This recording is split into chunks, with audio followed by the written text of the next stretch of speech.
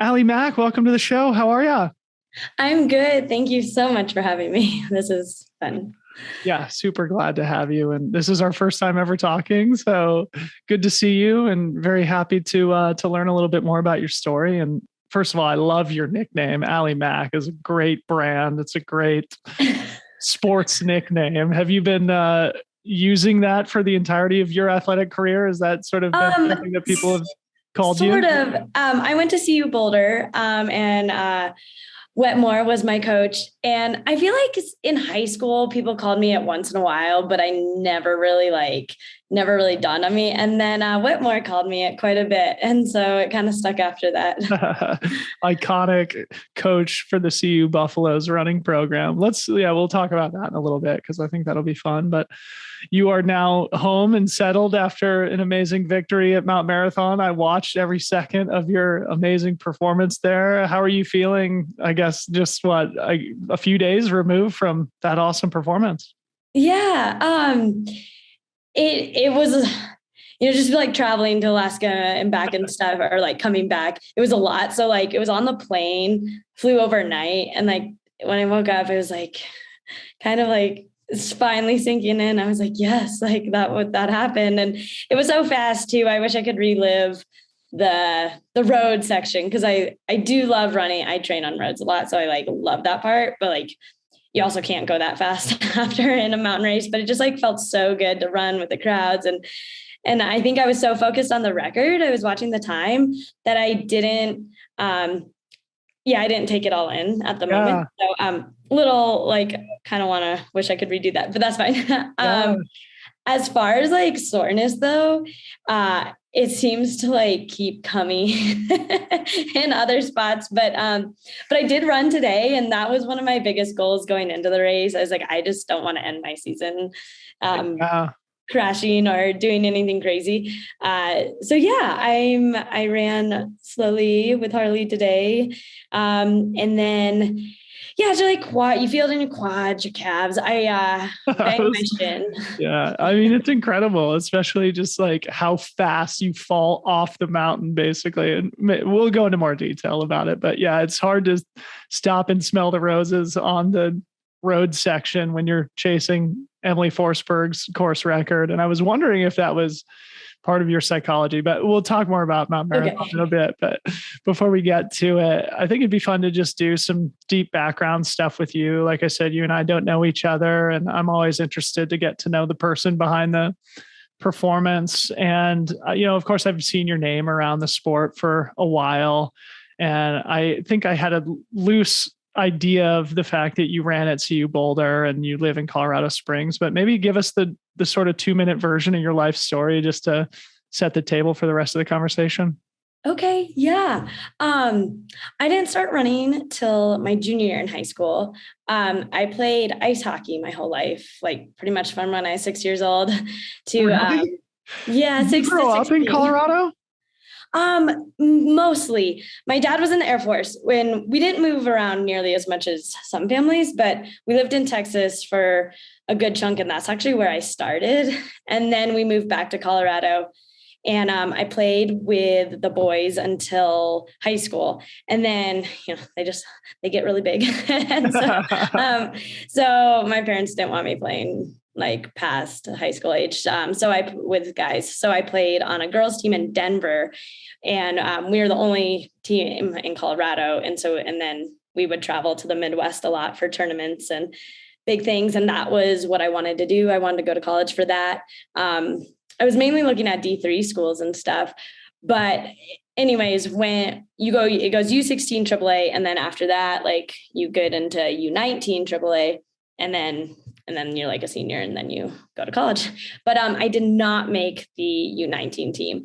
And I think it partly was size. Girls get really big too.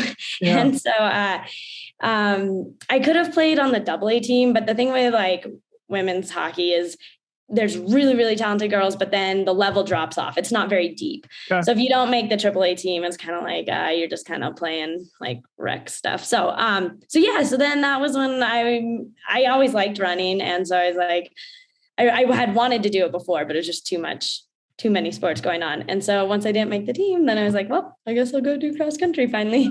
And that was super fun. And then I still played lacrosse through all of high school. You're a lax player too? Yeah. That's my background also. What a great sport that is. What a great where did you grow up? I grew up in Boulder. Yeah. So I started playing like, I'm a few years older than you, but that was sort of when the game was starting to move west away from Northeastern and Mid-Atlantic prep schools into the Mountain West, into the West Coast. And what a fantastic game that is. Talk about the whole hockey and lacrosse part of your life a little bit more, because I think this is really interesting now, having not known anything about that. I know like women's ice hockey is experiencing a bit of a revolution right now. Like I think it's an Olympic sport. I don't know if it has been for a long time. It's been for a little while, because I know like ever since I was like in middle school and elementary school, I always liked watching those girls and wanted to make it one day, as anyone.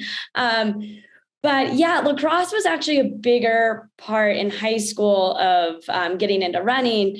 We had a very good team, especially my year. We had like 9 freshmen on varsity the year I was a freshman. Mm-hmm. And then we grew up together like throughout the 4 years of high school, and we won state our senior year. So it was like just like a perfect.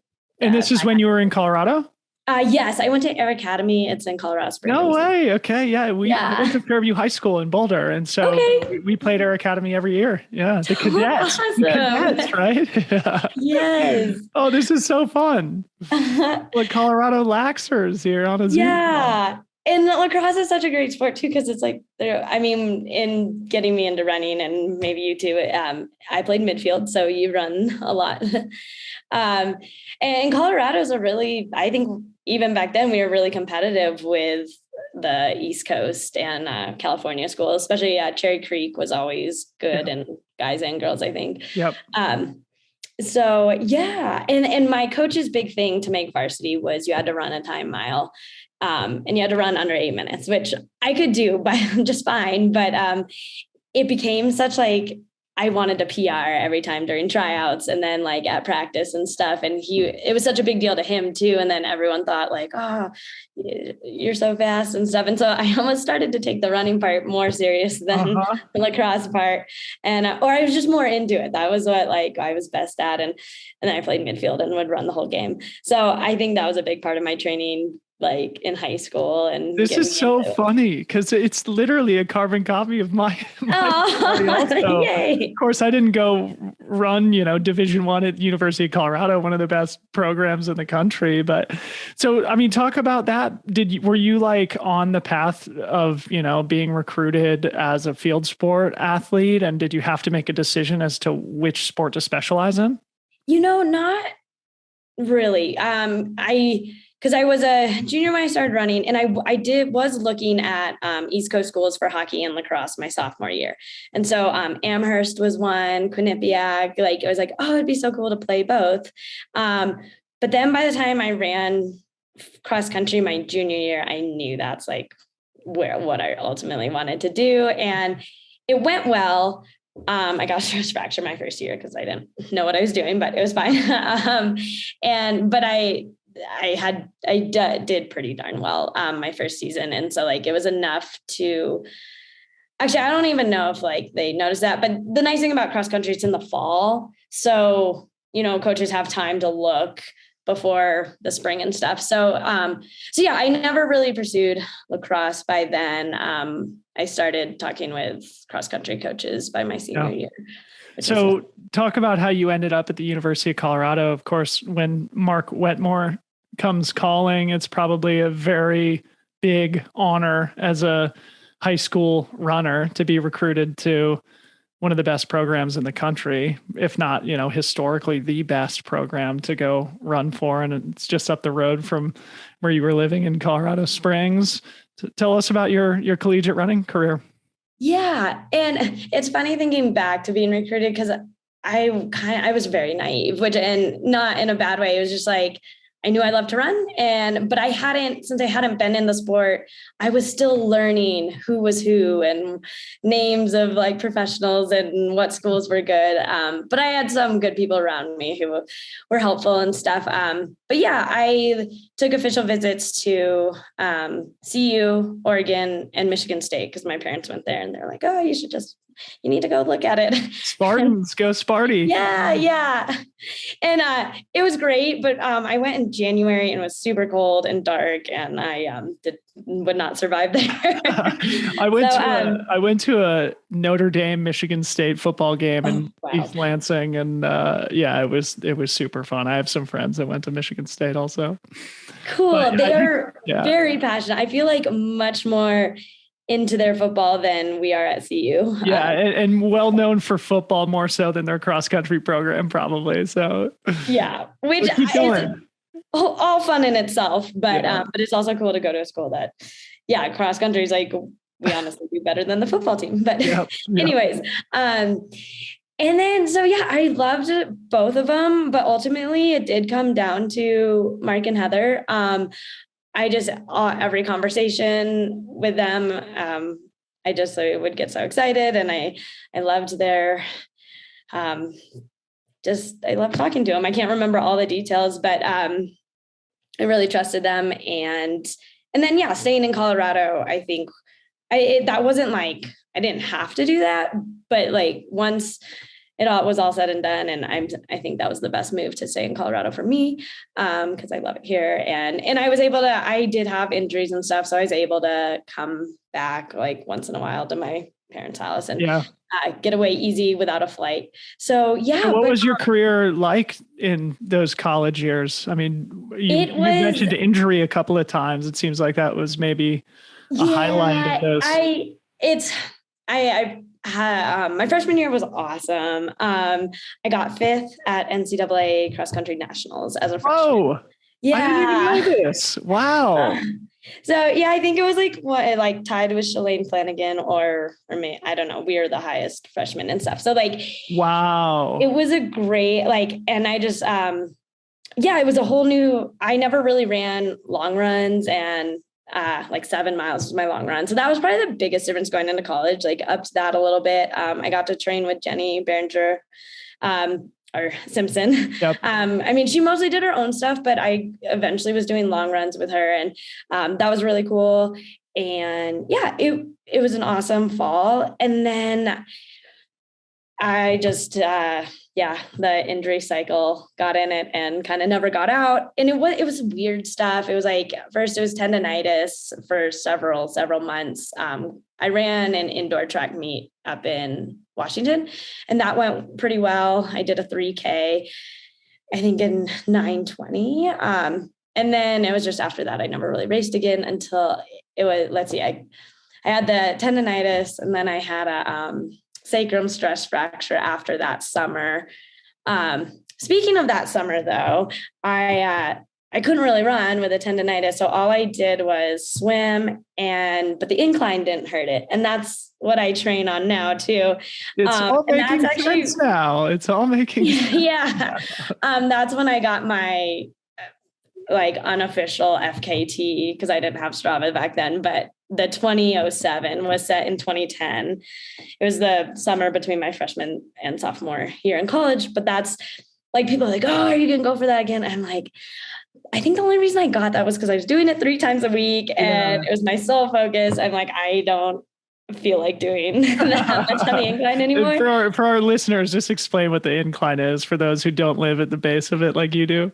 Yeah, it's a little less than a mile up the base of Pikes Peak. I think it's called Mount Manitou, and it's just an old railway or old cog railway where they would take people up for a ride and come back down. But now it's just stairs. They've taken the carts out the railroad, and it's just the ties. And it's, it gains 2,000 feet in 0.88 of a mile. And you can knock it out in the average person, just tourists or something, probably takes an hour and a half. And then runners are anywhere between 20 and 40 minutes, maybe. Yeah. I think Joe Gray has the men's FKT and a bit under Like under 20 for sure. I think it's like 17 maybe. So reflect on that injury cycle now with several years of perspective. I'm sure in the moment it was a fairly painful thing, but maybe has opened some doors for you in terms of building your career in the trail space. Like having been a sporty person your whole life, I'm sure and then finishing fifth at the collegiate or NCAA cross country national championships in your freshman year, you're on the path to, be Shalane Flanagan or be Jenny Simpson, right? I'm sure there was some disappointment in those injury cycles. How did that play out,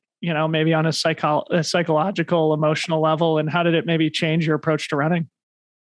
It's such a good question because I still think about it now, and it was a bummer because I also trained with Emma Coburn, and she was on the team my freshman year, she was on the team the whole time, but I was right up there with her, and to just see the path she's had and amazing success, it does kind of eat at you just a little bit because it's like, man, if I could have stayed healthy, could I be doing the same thing? But you always question it. But ultimately, I'm able to look back now. And during those years, I was just trying to get through each day. So it was always hard not running, being around the team and stuff. But I was always thinking I'd be back, in the next month or the next season. And I think that's the problem. You're always trying to get back in shape real fast, and then stuff happens. And so as soon as I graduated, it was I knew I was going to go do trails because I never really saw the difference between trails, cross country, track. To me, it was all running, but I did know I wanted to do the Pikes Peak Ascent one day. And I was just waiting to graduate to do that. And it wasn't I had to do it. It was just when I was ready after graduation, I would have the freedom to do it. And it came pretty fast. Literally the next summer was the first year I did it. And I had done some other trail races. I actually made the US team that summer too. So it was kind of jump. I didn't mean to, but I just jumped in full into trails and then never looked back. But looking back at CU2, it's crazy. Or I look at all my injuries now, and I never want another one, but I do look back at some of the big ones and how they've all had a reason to direct me somewhere in life. And it's I'm not saying I like my injuries, but I feel I've have this relationship with each one that directed me somewhere. And all the ones in college just kind of directed me to finish college up and move on. And then I got into trails, but I had in the middle of all this trails from 2014 to today, I think my biggest thing, I had hip surgery in 2016. And that I wanted to move to Nashville for film and country music and all this stuff. And I decided not to because I was no, running's going good. Why would I leave Colorado? And then literally the next month, my hip started hurting. And then a year later I got surgery, blah, blah, blah.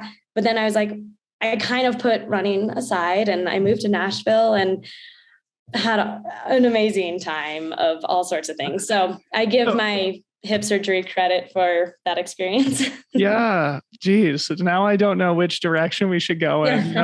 Should we talk about the Pikes Peak Ascent or should we go into the creativity aspect? Because this is something that I wanted to learn about you too. But I guess to go sequentially, maybe we talk about Pikes Peak Ascent first, because you sort of came out of college, you mentioned this, and I think it was 2014 that you ran it for the first time and you won and you beat Morgan Aratola, who's an Olympic Nordic skier and one of the great sort of uphill specialists in trail running over the course of the last decade. And so, but then at least according to Ultra Sign Up, things went quiet for a few years. So you sort of came out of nowhere, win the Pikes Peak Ascent. And then it sounds like you suffered another one of these serious injuries that put you on the shelf for a couple of years. So I guess maybe talk about that and then sort of the creative side of yourself and how you maybe funnel that frustrated energy of injury into the creative life. Yeah, absolutely. And I can answer both questions because I'll try to make it short, but the story, they kind of intertwine. Do you want to hear I don't know if I need to really talk about the Ascent much, but kind of after that, I mean, I'm sure doing the Ascent and winning, coming out of the gates, coming out of college, being like, oh, I mean, seeing people like Emma Coburn and your contemporaries, you know, who you were racing against in the NCAA, it was probably like, wow, I just won this big trail race on my first try. It probably gave you at least some feeling of satisfaction after many years of frustration during your college years. Absolutely. Yeah. And so before that, that was in August, and a few months before that, I ran the US Mountain Champs, and I won that to make the world team that went to Italy.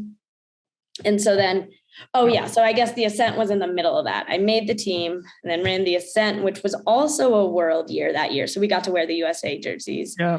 That was super cool. And then a month later, we went to the Italy at the World Champs.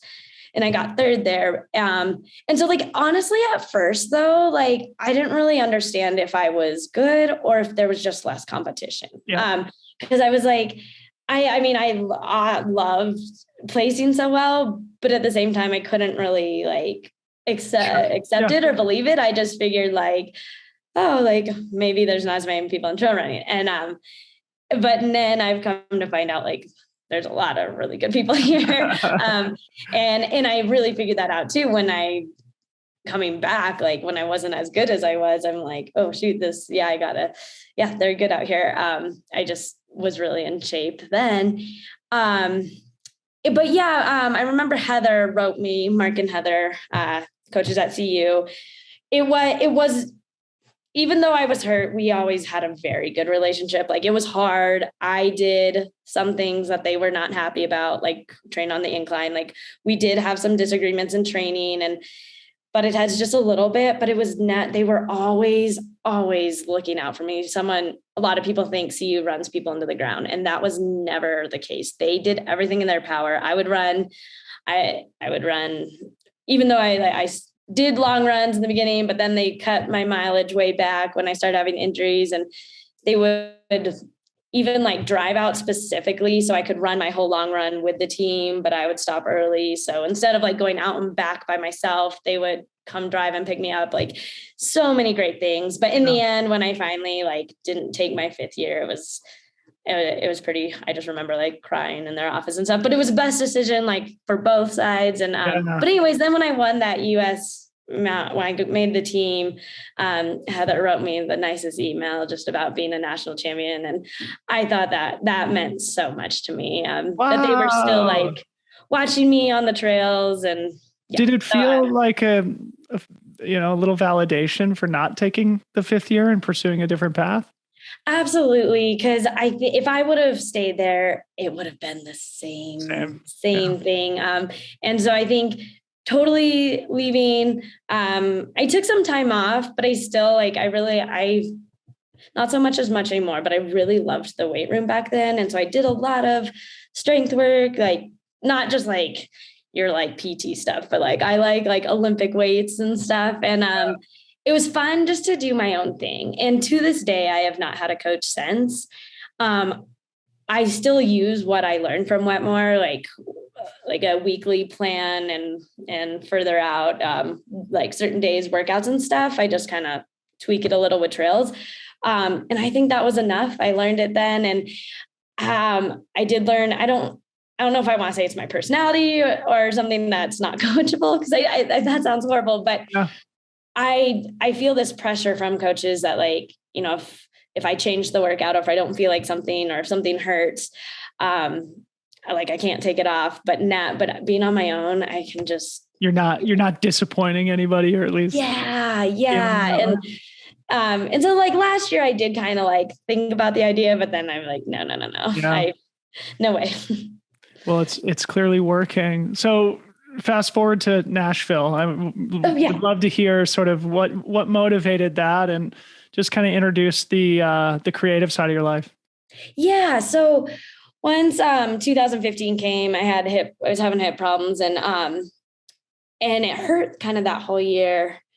And then it was 2016, I got my surgery, and the surgery went super well, but I just wasn't motivated to run or train necessarily. I was ready to run in 2 months, like it was healed almost, but I ended up taking pretty much a year off. And in that year, I did so many cool things. And one of the things I went on a dirt bike, I dirt bike, and I went on a dirt bike trip with a friend to Moab, my first trip to Moab.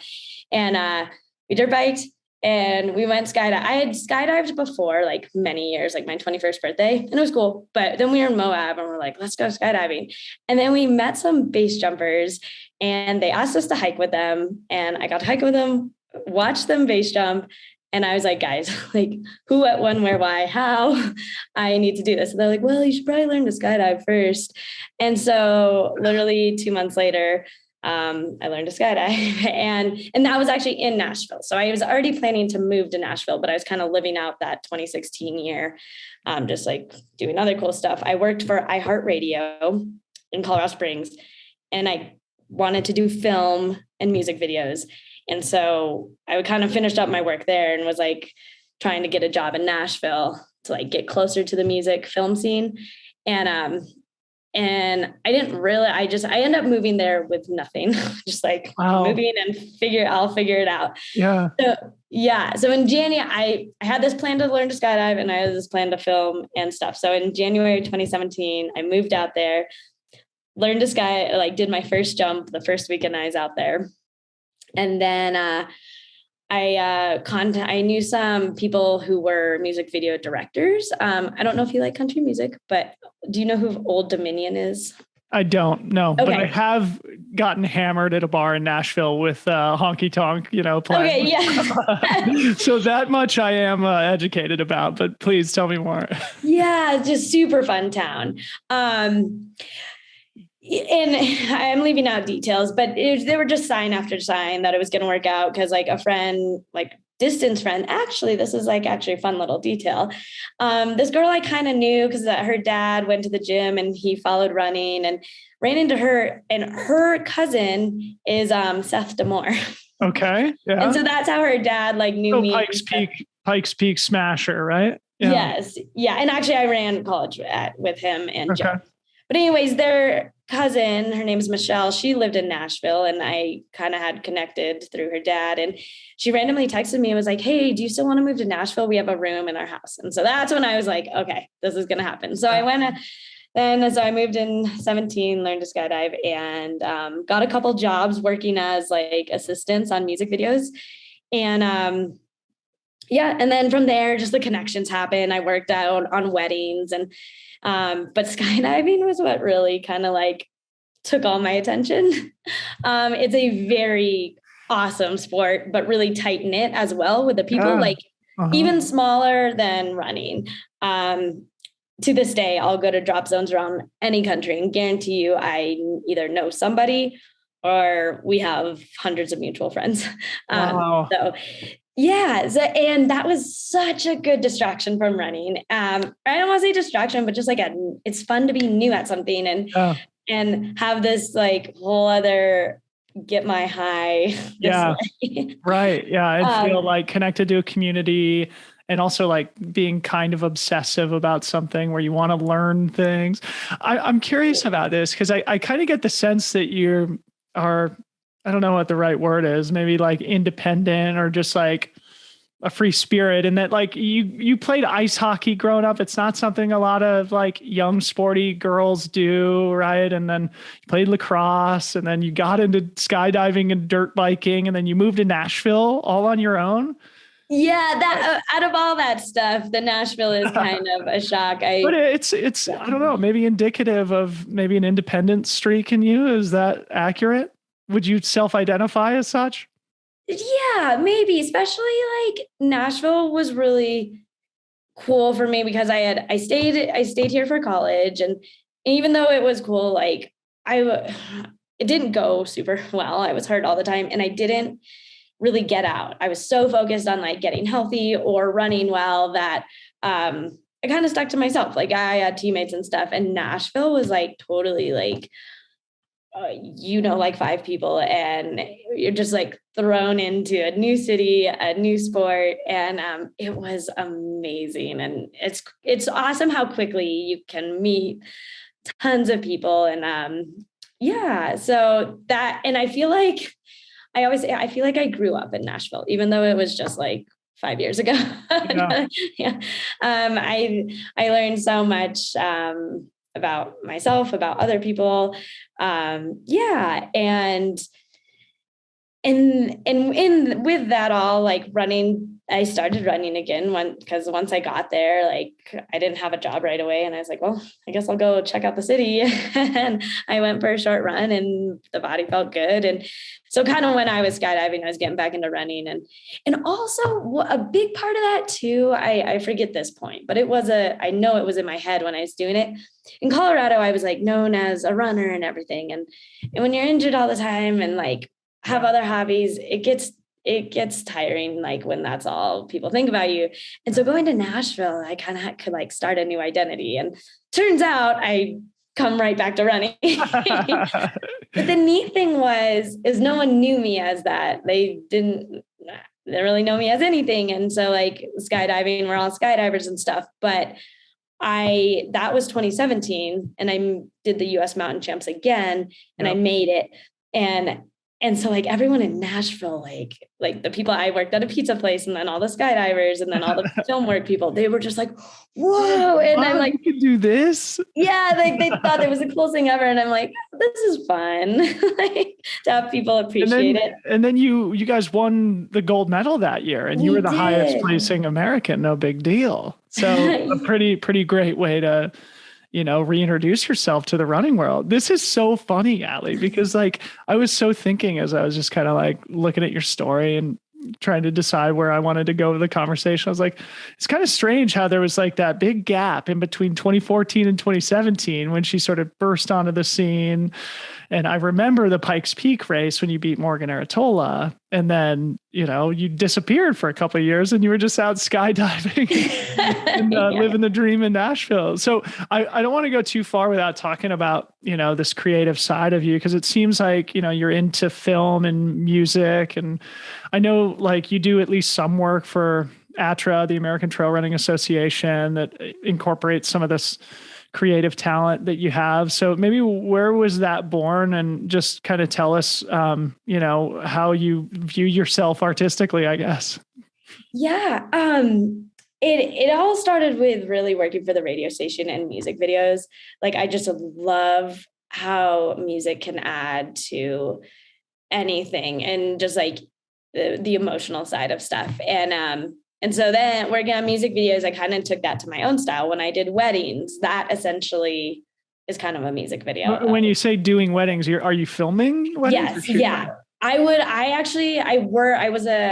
with a guy for a whole summer in Nashville who was very good. Him and his wife had a business and they charge very high dollar. And so that's why I was kind of like, oh, maybe I'll get into this. Like, yeah. And I did ultimately, that's what I did when I moved back to Colorado. I wanted to start my own business and I thought the money was going to be in weddings. But then 2020 hit.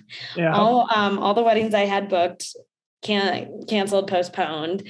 And so that's when I started working for ATRA. I had known Nancy and I don't know I think like we had talked about doing videos for them before, but I was still living in Nashville. So like I would come and do like little things. But then, when 2020 came around, it really opened up a lot of things.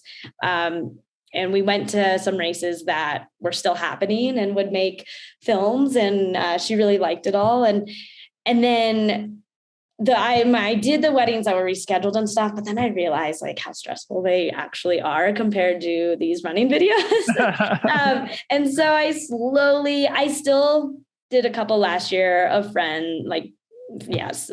And I would still do them, but I do not want to have like a whole summer booked. And like, if I'm running, like when running's going well, most weddings are in the summer on the weekends. And so I'm like, that's not going to work too well. Yeah. So yeah, anyways, did a lot of work for ATRA. And then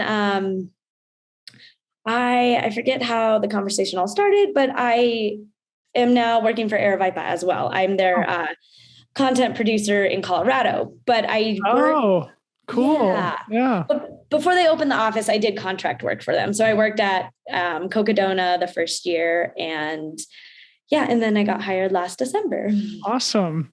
Are you musically inclined also? Because I mean, Nashville is known for obviously the music scene, and you're talking about your history in radio.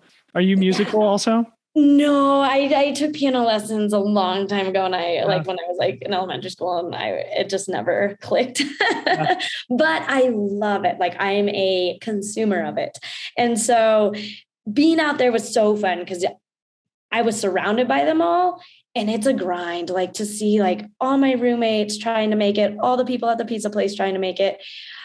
It was nice to like just be watching them and not be in the rat race as well. Yeah. However, I did feel like I fit in because I was still in the creative film thing. So I made some music videos for them, like small projects. So I still we got to help each other. And I was like 28, 29 there. I still felt old to be working at a pizza place. Like, I'm like, oh, I have a college degree, and here I am trying to hustle on the side. But in Nashville, that's everyone. Right, and so I felt like I fit in. And then once I moved back to Colorado, I still worked a restaurant for a little while, but I didn't feel as good about it because Nashville, that's what you do. Yeah. So cool. So now you're back home in Colorado. You get to marry your lifelong love of running with, a creative streak as well. So what ultimately brought you back home, just to sort of round out the story? Yeah, several things, but mostly I was getting serious about starting my own business, and I knew I wanted to come back. So with weddings, it's a lot of it. You get hired locally usually. And so I was like, I don't want to have a foundation in Tennessee, but also it felt time. There was just a lot of drama around my life. I was not in it, but we don't need to go there. Yeah. We don't need to go there. It was a lot. And so I was like, I'm just ready to get home and get away from it. I still talk to everyone there, but it was nice to kind of separate myself from that. How does, maybe the last question on this sort of creative side of your life, because I think it's interesting. I mean, is that something that's been with you forever? And maybe how has it helped to support your athletic life over the years, or in what ways has your athletic life sort of influenced your creative direction? I've always been creative, but the film and stuff didn't really come till right around after college. And it's funny because I still think, picking a major in college, I think for 90% of us, we're just too young at that point to know. Totally. I don't want to speak for everyone because there's some kids who really are driven, but I went for sports medicine and switched that quite fast for multiple reasons. Chemistry kicked my butt. And I realized I didn't want my whole life to be all around running or sports. If you're sports medicine, you're constantly going to be seeing athletes as patients, and then you also run. And I just realized no, that's going to be too much. So I moved to communications because that's the easiest. So did I literally did the exact same thing. Yeah. Because I literally was on the sports med path too. And just was sitting in these lab classes. I hate this. I think I cried one morning in biology lab. I was like, I just do not want to be here. This is so funny. I feel so simpatico with you as the lacrosse player, as a radio person, radio listener, at least myself, my entire life. And now coming to find out that we're failed sports medicine people who turn into communicators. Yeah. That's so cool. Well, I need to keep on this track, but one of the things I was hoping to do when I moved to Nashville was work it's called the Bobby Bones Show. It's a country radio station, but they're syndicated.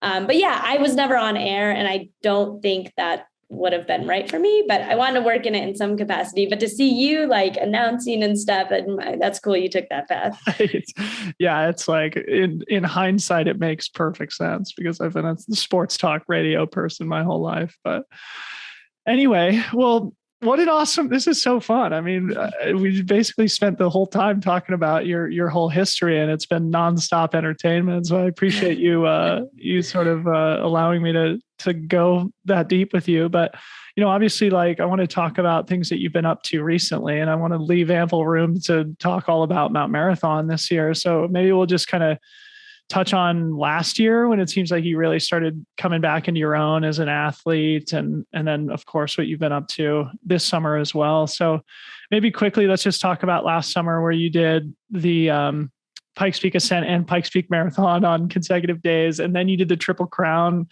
at Broken Arrow. And I just like have to admit that it makes me scratch my head a little bit. I'm like, man, Allie like only did 5 races all year, and it seems like they were all clustered on 2 race weekends. So I'm wondering what the strategy was behind doing the double at Pikes Peak and then the triple at Broken Arrow. And I have to say, you obviously performed phenomenally. So the strategy is not, totally, it's not unintelligent on the surface, I don't think. But I'm curious where the thought process was behind that.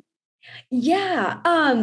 Well, and it is really wild that I never would have dreamed I would do stuff like that, because going back to 14, I was very limited with my races. Like, I didn't really know. Well, it seems like all these other ones were longer. Like the US mountain champs are always like 6 miles or 7 miles. And so I'd pretty much do the qualifier, do the worlds if I made it, and then Pikes Peak. I always heard about these other races. I think Broken Arrow started in 16, but then there was like the Rut and these, but never did them. I think I was always worried about injury. And so then to like jump into this bigger spectrum of these more races and meet more people was really fun last year. And I realized there's more than just the US mountain champs. But yeah, no, last year I had ran some other races earlier in the year and just had like awful experiences. Just ran really terrible, like felt terrible. I honestly still don't, I have a few thoughts, maybe what was causing it, but it was just like disappointing, but but overall I was healthy. So I wasn't like just going to like give up for this season. And so then it was like, you know what, I'm not running my best. Let's just run them all. Let's make things exciting. Sure. And that was the Pikes Peak idea. Again, I like felt healthy. I had done the marathon. I knew I could handle the marathon down because I did that in 2020. So I was like, I was also having FOMO. I'm like, I know whichever one I choose, I'm going to be sitting there the next day wanting to do it. Yeah. I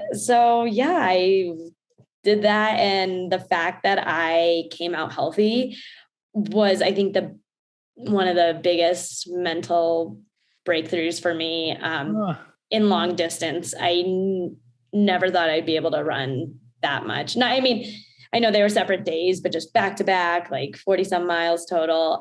That was really cool.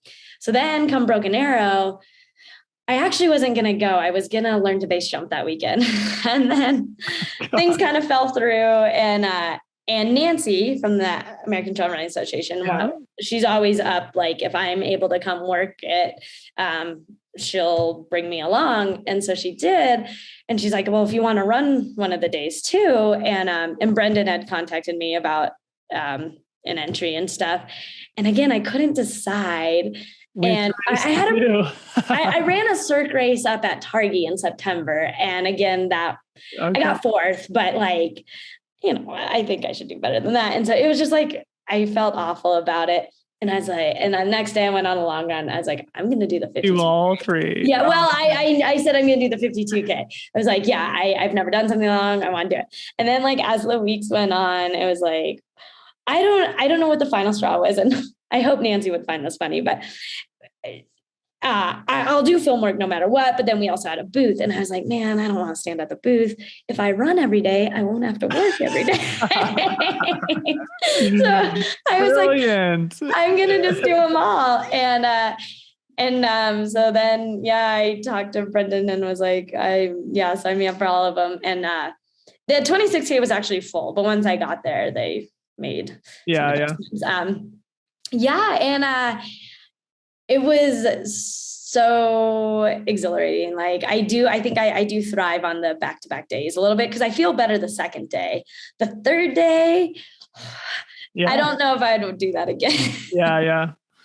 Well, it's incredible. And the results, like I said, were very impressive. And I mean, for me, better than you would expect, especially with that level of competition to win the Pikes Peak Ascent and then finish second to Stevie Kramer in the marathon in back-to-back days is silly. And then to win the VK and the 52K on back-to-back days at Broken Arrow. And then I forget what it was, but a respectable top 10 finish in the 26K on the third and final day. It was like Allie McLaughlin's back. You mentioned this, but maybe expand on it. I mean, after coming through so many years of injury and then kind of doing the tour of duty creatively where you sort of disentangled yourself from your identity as a runner, was there some joy in coming back to the sport and sort of going on these racing binges?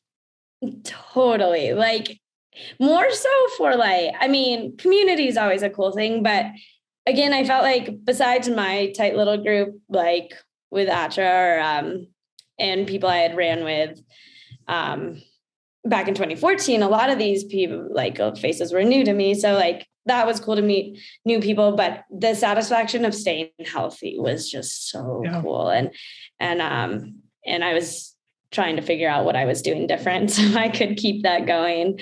But yeah, definitely. I think, and I realized, I kind of ran away from running, but I realized ultimately this is what I love to do. And I love skydiving, but I think running will always be my first, but it's nice to have things to fall back on just to mix up.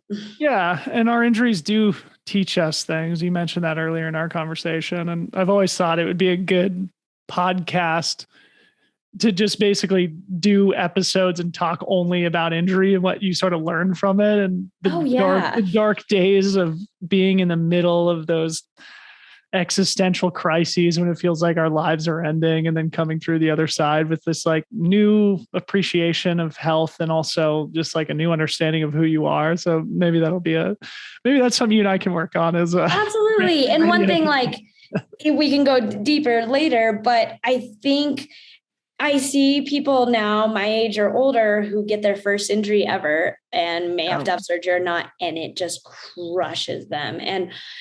And I'm here saying, like, I can see the other side already. I'm like, okay, you might have to take a year off, which I know sounds like the worst thing ever, but like in the blip of things, trust me, it goes by. I've taken so many different like years off in a way, and the best can still be yet to come. And you also learn like how to be calm about it. I had to take 4 months off.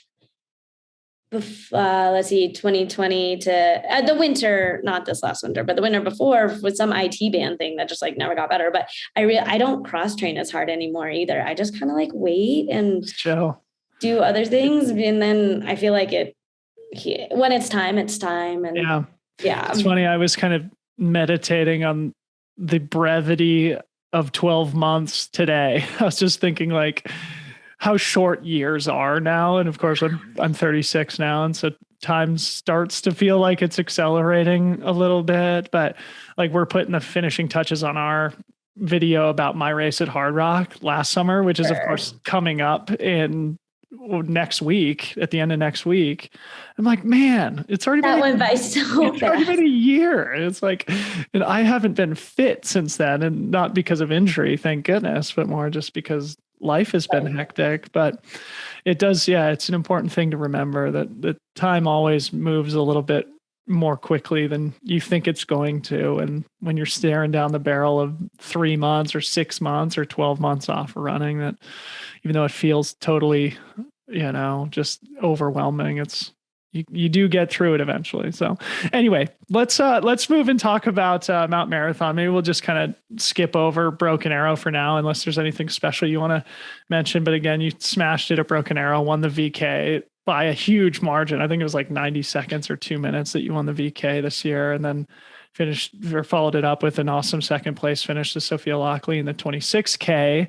which was awesome. But then just last week, a couple days ago now, at Mount Marathon, it looks like you had like a dream day. And according to your Instagram post, it seems like it was something that you'd been thinking about for years, wanting to do this race. So maybe we'll start this conversation about like, when did the Mount Marathon kind of land on your radar as something that you wanted to tackle yourself? Totally. Yeah. I don't remember the exact when, but I guarantee it was 2014.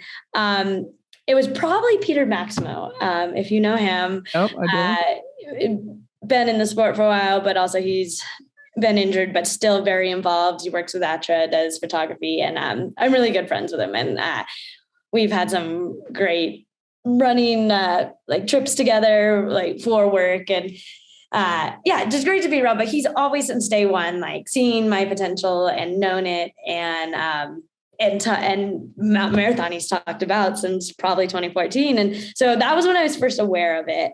But back then I was like horrified of downhill.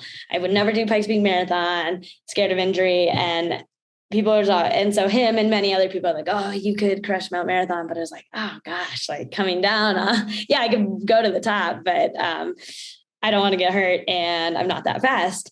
So it's so cool how it worked out that this was the year, because I have so much more confidence in downhill now. And I guess like I always wanted to do it, but I was doing other things. I was living in Nashville or this or that, or I wasn't in shape and stuff. But coming back 2020, I was feeling really healthy. And I was back training in Colorado on the incline, and there's a lot of people there who know about it. And it's specifically one guy named Sean Erchinger. I wish I could have him next to me so he's a character, his energy, he's funny, whatever. But he grew up in Seward and has done Mount Marathon, I think every year since he was 12. Wow. And he's like 55 now, maybe a little younger. Sorry if I added a few years there. But anyways, I see him on the incline often. And so 2020, I was there often in the spring and the winter and the spring. And so he was like, I know everyone up there. Like, I will help you get in. Like, you write a resume, but I'll like call them. And I'm sure he pestered them, but I did get in that year. But then they changed it to September, and then they canceled it altogether. Yeah. And then 2021, because of COVID, they didn't want it on the same day as 4th of July, like just to split up the groups. Yep. So it was going to be the 7th. When I had to, they let us defer again. And so in March, I was still having IT band problems, and I had a wedding to film 4th of July weekend. So I was like, I'm just going to defer another year, even though I turned out to be somewhat healthy. But then that brought us to this year. And looking back, I would not have it all worked out. Yeah. Yes. Because last year I was having good and bad races, a lot of bad races, just legs not feeling well. And then I hadn't really practiced much downhill. And then this year I started training for real in March or so. And I started doing this thing on the incline where I'd go super hard up and then immediately as hard as I could down, which is not technical, but it's down the bar trail or down the incline? Down the incline. Okay. And then I would run another mile on the pavement back to my car. And coming, like I said, it's not technical like Mount Marathon, but that load, like turning right around after going up. So I was doing that every week to 10 days. I did it with Zach Miller actually a month and a half ago, because we used to train together in 14 and we both got PRs from our times in 2014. And that was so motivating for both of us. Oh my gosh, we're back where we used to be. And of course he just won the race in Andorra. So yes, I'm actually setting up a podcast with him too. I can't wait to catch up with Zach. So, oh, great. Yeah. I'm so excited because I am going to do OCC. So I get to watch him do UTMB. Yeah. Okay. So keep going. Yeah. Oh, okay. Sorry. It's not the best storyteller. No. So you ultimately make it finally to Seward this year. And it seems like the stars are aligning. I was actually Google Earthing Seward today just to kind of understand where it is a little bit better. How do you even get there? What's the process like to arrive in Seward, and what's the vibe like around Mount Marathon Day? Because I've watched it every year for the last like 10 years or whenever it was that Ricky Gates put it on the map in the lower 48. I'd love to sort of hear what the vibe is like in town and sort of practically how you go about actually even getting there. Okay. So yeah. And I think that was another thing about having not gone, because it was just like a lot of work.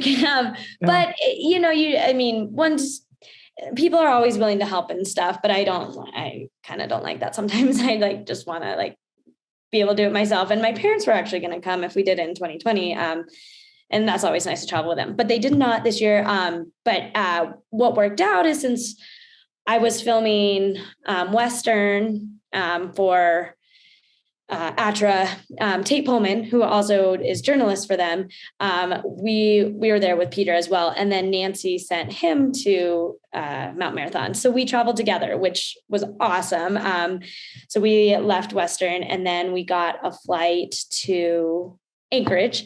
And then there's like online, there's a scenic, they call it a scenic bus ride, but they don't stop at all. It's like $70. You just get on that from there. Well, it's at the Civic Center. So you take a Uber to the Civic Center and get on the bus, and it takes you straight to Seward. It's like a little less than 3-hour bus ride. Yeah. And what's Seward like? I mean, because it seems like it's a small town. Once you're there, when you get off the bus, probably everything's kind of walkable. And I want to also hear just kind of like, because I think thousands of people come from towns across Alaska to be there, don't they? I am pretty sure that is the thing to do on 4th of July in Alaska. Yes, they say about 30,000 people descend on the town. And it's probably, I think we looked it up. I think it's like 2,500 population. I hope that's not. So the city 10Xs on 4th of July. Yes.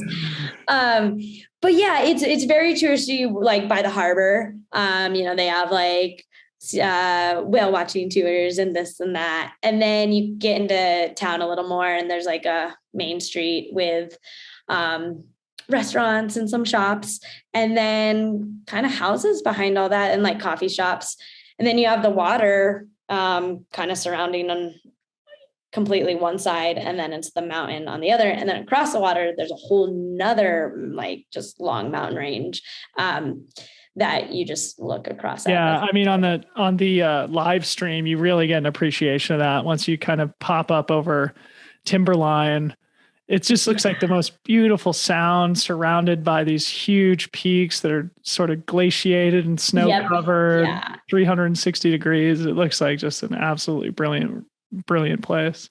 So let's talk about the race, because of course it was a course record performance, and I watched it and it was so rad, and you absolutely smashed it. It was so impressive. But you said in your post-race interview in the broadcast that there's like 2 routes that you take on the lower part of the mountain on the climb that ultimately converge higher up on the mountain, and that you were the only woman who went one of those 2 directions. All the other contenders, in other words, went the opposite way. Talk about that thought process and strategy, and sort of like what made you want to do that as kind of the rookie at Mount Marathon, going up against, veterans and Alaskans and people who are familiar with the race and the mountain. Totally. So yeah, this race, you're required to go up at least once because it's so technical. And then we got there like 4 days early. And let me tell you, like the amount of running talk and course analyzation a handful of us did was probably like mind numbing. And there were times I'm like, oh my gosh, we've talked about running, but I'm like, this is the only race that it's an exception, because it was really important. I went up with Sean and Tate on Friday. We just hiked the whole thing, and he showed us what's called the cliffs at the bottom. And you basically, it's kind of like bouldering, rock climbing. Like you don't need ropes or anything, but you really got to place your hands and you're crawling up, and it's tons of loose dirt getting up to it. But that's what he showed me. And then talking with people that evening, they were like, oh yeah, cliffs is the way to go. So in my mind, I was like, okay, cliffs is the way to go. Like, I'm not even going to worry. Well, then I was like, a couple people had said, including Sean, he's like, tomorrow you should come back and do both routes and time yourself on them. And I'm like, they're like, the race is in 2 days. I'm not going to do repeats on these. But then someone else from Anchorage who I'm friends with, he had texted me. He's like, if you want to be really competitive, you should time yourself on them. I was like, okay, I'll go check them out. Well, then we get there and I didn't even know he's going to be there, but he's timing himself. And so I did a couple with him. And I do the routes and oh my gosh, it reminded me more of the incline. It's more stairs. There's more handholds. You just kind of like step up the routes versus like sliding and rock climbing. Yeah. And I did time myself and I wasn't like race pacing it, but I tried to go the same effort. And for me, the routes took way less effort and I had a faster time. So I was like, wow. Oh, well, that's the way to go. Yeah. And so at first I was like, well, I'm not going to tell anyone, but then I did talking with people. They already had their mindset on the cliff so much that I was like, yeah, I'm doing the routes, but like, that's for me. That's like other people are probably, maybe they've done the same thing and their technique, they're faster on that. So I was like, I think it just works, like whatever works for you. But then as I talked to more people and watched some videos, it sounds like Allie Ostrander took the routes and so did Killian. So I was like, okay, I'm not crazy for doing this. Yeah. And then it was race morning that I watched the start of the men's race and I saw there's the cliffs, there's the routes, and then there's this other little trail that's an even sharper turn. And I saw a guy take it and I was like, I'm going to go see where that goes. And basically it's just an even sharper cut. You cut off a little and it takes you to the routes at just a slightly different angle. Yeah. Probably cuts off like a little effort, maybe like 1 second, but still I was like, cool.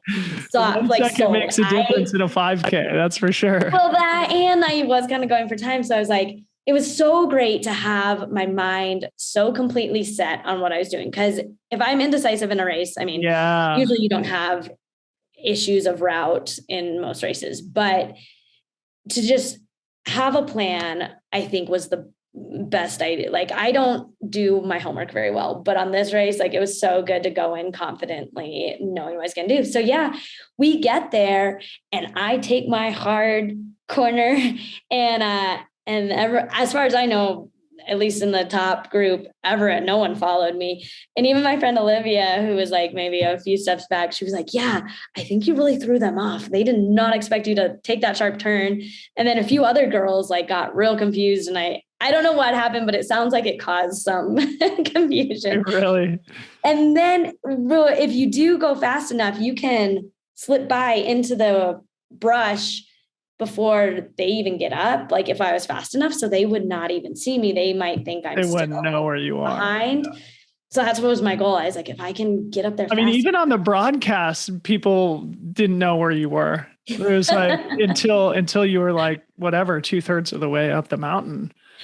People thought one of the other, I think, Native Alaskan women was in the lead. But anyway, I mean, it's just fascinating to learn more about the race and the strategy. And, speaking about the strategy, I think for you, it's interesting. Like you've mentioned that at least at some points in your career, you've been a little self-conscious about your descending, but you're an absolutely ridiculously fast climber. And I think, Max King posted that you were in the 3rd fastest climb overall between men and women on racing. Is that accurate? So cool to hear. I did feel really good on the climb and my goal was to like keep running. Like and it's a mental thing too. Like the last couple of years, like I said, I had some like off races last year. I just, as bad as this sounds, like as soon as stuff started hurting, I just didn't care. I was like, I'm not going to die. Like, I don't care if they beat me, but something about this race, I was so focused and like my calves hurt a little bit. My quads actually didn't feel too bad, but I was able to run through it. I would hike in parts I thought need to be hiked. And then I'd pick up a run and I was able to do that the entire way up. And I was hoping to get up in like 36. And so I was doing these like quarter increments. If I could make it to like each quarter in 8 minutes, I don't know. I had all this weird time. I basically just was doing math in my head the whole time. Yep. But I got up there in 34:20 and I was like, that kind of shocked me. I was stoked. And then to hear that I would have been third in the men, I was like, oh my gosh, that's cool. Unbelievable. I mean, yeah, it was shocking, I think, for everybody watching the broadcast, especially because like you had such a big lead at the top. It was like, even if she's a terrible downhill runner, she's still going to win the race. But yeah, I mean, basically it seems like the strategy is always just to pin it from the beginning to the end. It's not like you conserve effort on the climb to run faster on the descent. So I guess just like, I'm curious to hear you talk a little bit about getting the course record, because the race has been around for a long time. I was actually going to try and look this up while we're just on the call here. It looks like records go back as far as 1963 for the women, but as far back as 1915 for the men's race. So it's more than 100 years old on the men's side. And so, obviously you broke the course record and you took it from Emily Forsberg, who's of course a legend of the game and somebody who is like, you don't need to say anything about. She's been so great in her career. And you've mentioned earlier that like you knew what the course record was and you were really focused on it during the day. Talk about how that maybe impacted your psychology and like how you were looking at your watch along the way. Like, did you have splits? Did you know like where you were relative to the record the whole time? Sort of. Yeah. Cause like, I mean, when you haven't like raced or like really ran a course hard, you don't know like, which parts are like, should take longer or whatever. But like I said, I knew where the quarter up the mountain and a half up the mountain and that 3-4 minutes on the road. So yeah, I was, like I said, I kind of had an uptime, but then once I got my uptime and headed down, I was like, it is what it is now. Like you just got to go. But again, I mentioned that Sean Erchinger a lot. He really was I think a big player in me getting it, just motivation wise and like being there to show me the course and talk about where the quarter, where the half was and what good times are at which spot. And, but just the things he said, like, he's like, and now there's no smiling, like until this race is over, it's a war when you're running, like you can smile after. And then he's like, if you're coming down the road and you're about to get the record, there's no high-fiving Killian stuff going on. Like you better save that for after. And it was just like little things like that. From the get-go, I've never ran a race that I was so focused and calm at the same time. Like sometimes like I'll start breathing and I get like stressed out and then my mind starts running, but like it just like was so calm, but so focused. Like I didn't. What do you attribute that to? Is it just like you were just pure joy that you were there and you were finally doing the race, or maybe it was a lot of sitting around before, and it was like, we just got to get the show on the road. Like, and there's some people had fun, and I had fun in Seward, but you're trying to like taper. You don't want to like do too many activities. Yeah. So it was definitely like getting a little stir crazy, and it was great temperature, but I really think like having Sean in my head about each thing, it was like, you can do this. Just get it, like click on, like I got to the gate in 3 minutes and then I got to the quarter up I was planning for 12 minutes, but I was there at like 10:20. And it was just like really focusing on the time, I think occupied my mind, which I really enjoy. Yeah. So cool. Yeah. And I'm just looking at these historical times here. And you mentioned you got to the top in 34:20, I think is what you said. Yeah. And you finished in 47:09, which means it's a 13-minute descent off the top of the mountain back into town, which is just, it's so crazy to think, because when you watch the broadcast, you're up at 3,000 feet. You're like, how could you possibly get down to the center of town in 13 minutes from there? But you managed to do it. And the other thing I wanted to point out, just looking at these records here, is that yourself, Allie Ostrander, who's an Alaskan, and Emily Forsberg are the only 3 women to ever go under 50 minutes. So pretty great company to be in, and pretty awesome that you've got the course record. Speaking of Killian, I know that post-race festivities are also notorious in Seward. And I recall a video where Killian's like doing keg stands. Yes. Did you smash a keg stand afterwards? Yeah, it did not get that wild this year. I think partially because of that year.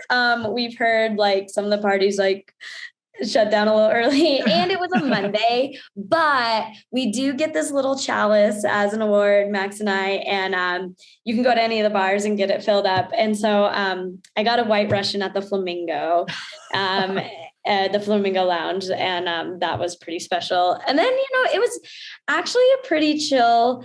We went to a few parties, like the house I was staying in, but we were all pretty beat, which I always I'm like, oh, we're going to party after this. And then you're tired. But so then we realized we were all kind of hanging out together. We met some really, really cool people, and especially the Alaskans and stuff. But ultimately we're like, okay, we could stay, or we could and talk to each other, or we could go back to the house and still talk to each other. So we got a bunch of ice cream and sat at the table, and it was just like a little family. And honestly, so I stayed in the Solomon house. They let me join since I didn't have a place to stay. And just it was like I said, it was, I don't know, there's probably like 8 of us. And I got to become really good friends with all of them. And I just, it was a great experience. What a fun weekend. Well, I'm sure that was just like a career highlight for you, not only the race itself, but just the whole lifestyle element of it as well. And that chalice, I'm sure, will be filled up by various bars in the future as well. I'm sure you'll want to. Yeah, totally. That was awesome. So now looking ahead a little bit, you mentioned you're going to be doing OCC. I picked up that beta also in your post-race interview on the broadcast. And aside from the Broken Arrow 52K, this is sort of a race that is outside, what I would consider your wheelhouse, right? Like obviously you're Absolutely. A great runner, and you're now kind of stepping into the ultra distance. Of course, Mount Marathon's only a 5K total. This is going to be 50K. How are you looking ahead towards OCC and maybe beyond that? Like, what are some of your longer term goals? Yeah. So contrary to last year where I did several races in a row and just did them all, this year I'm realizing how nice it is to be fresh for a race. So I was going to do some circ stuff in between and stuff. And I'm like, no, I need to get some longer distance stuff in. Cause 35 miles for me is very long and I'm a little nervous, but I think if I just slow down a little bit and get some long runs in the next 6 weeks or so, that I'm really excited for the community there and just all the people. Have you been out for UTMB week yet? No, I've never. I've been to Chamonix for 24 hours on a random date, but never for UTMB. Yeah, well, it's a very, very special event. And I mean, it's probably a similar energy to what you experience in Seward, but in a much different European way. And it's much more of instead of being like a bare knuckle brawl in the streets of Alaska, it's like a, high production value, super professional type of race. So.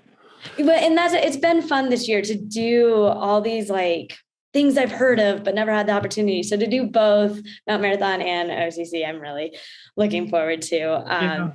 And like we just said, being part of the experience, not just the race. I also shouldn't even say this, but it could happen. One that I'm really excited too is we bought a parachute that says "Run on Clouds." That's our slogan. Oh gosh. And it's being made right now. It takes a really long time, but should be done at the beginning of August.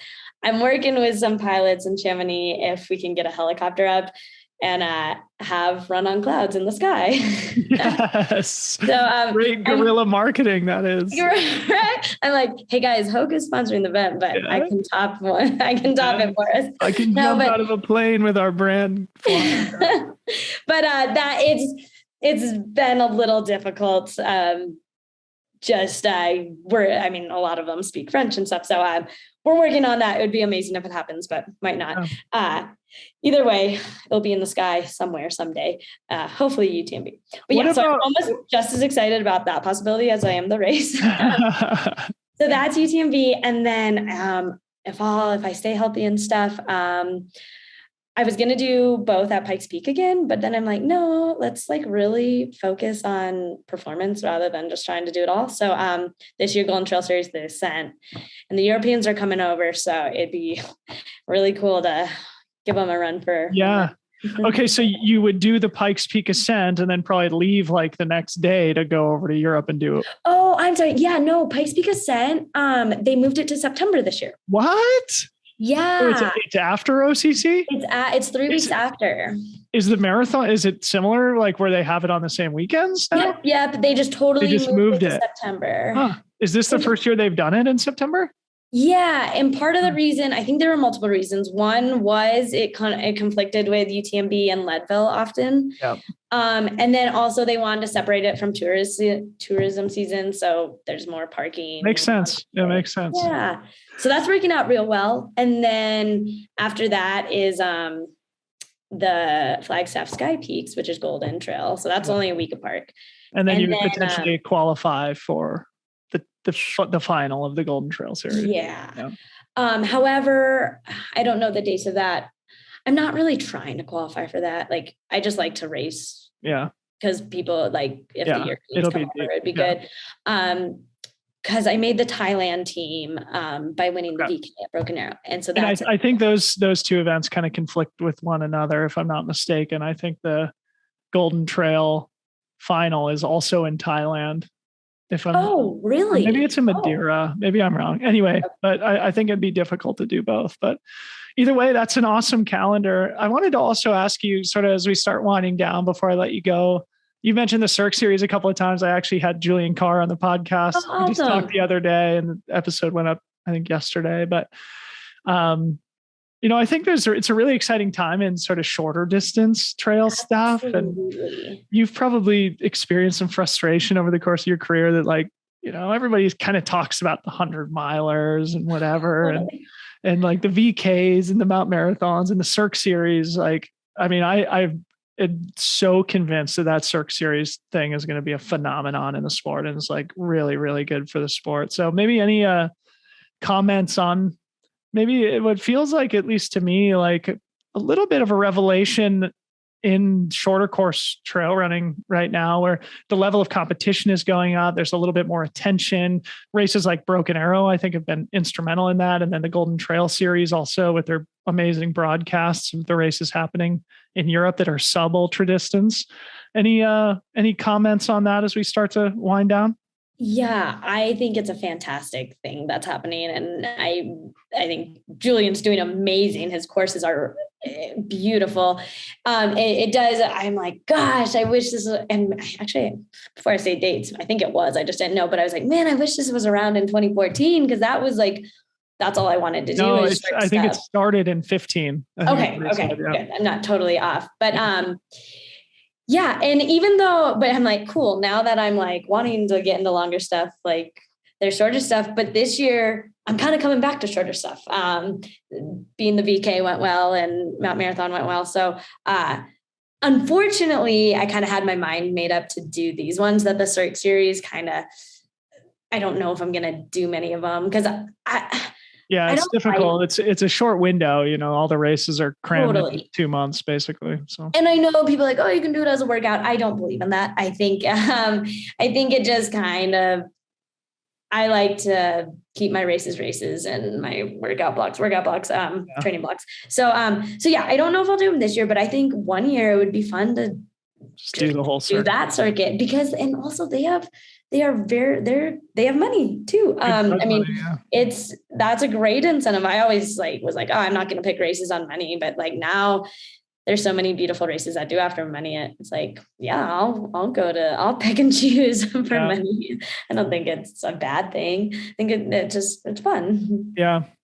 Well, I think it's awesome for the sport. And I think it's great for people like you to, I don't know. It feels like there has been to this point in the history of the sport, such a pressure for people to move up in distance and continue to go longer and ultimately get to the 100-miler. And I think obviously there's so much great competition in these short races, and also just from a storytelling and broadcasting perspective, like I think that's a real way to speak to a larger demographic, to more like the endurance curious general public than, Totally. And yeah, to more answer your question, I think it's going to bring even more people into the sport, because most people can at least do a 7 mile or so. Like, yeah, they're pretty difficult. They're straight up, but I think it's more inviting. We'll bring more people in the sport. And I think it's more intense racing. Like, we're going fast. And like, I think hundreds are amazing in itself, but I think there isn't enough. And we're getting there, but there isn't enough respect given to the shorter races. It's like, I think these are almost more intense. Well, I mean, just like speaking as somebody who loves watching these streams, like the Mount Marathon live stream is like my favorite thing to watch every year, because it's done in an hour and you get to watch two races. And anyway, and I have to say, I should have said this a long time ago, but the Broken Arrow with you and Corinne, like that, I think Broken Arrow is cream of the crop right now. And with you guys broadcasting it or doing the hosting, I can't think of the word, like amazing job, just fantastic. And thank you for what you do. Yeah. Well, thank you so much. It's an honor and a privilege and an inspiration, especially when you're smashing the vertical K to scream about it into microphones. Anyway, Allie, man, it's been so fun getting to know you. And it's so funny. I had no idea we had so much in common, and now feel like we're good buddies. And, best of luck to you in your build up to OCC. We'll be rooting for you. And then, all those Golden Trail events beyond that, defending your home turf there at the Pikes Peak Ascent. Totally. I'm a little nervous about it, but I'll give it my best. Yeah. Well, thanks so much for coming on the podcast, and best of luck the rest of the season. Thank you. Hopefully see you around.